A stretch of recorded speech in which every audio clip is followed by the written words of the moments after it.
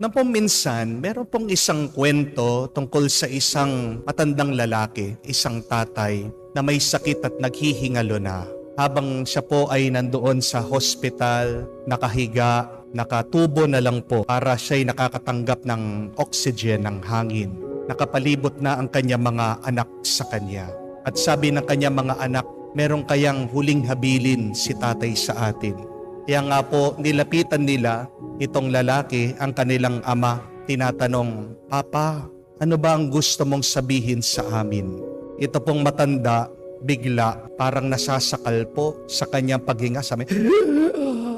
Sabi po nung panganay, lumapit kayo. May sasabihin si Papa. At lalo pong nahihirapan sa pagsasalita, sa paghinga. Itong lalaki, ano kayang gusto sabihin ni Papa? Sabi po ng mga bata, sila'y nagkakagulo hanggang nakita po nila yung kamay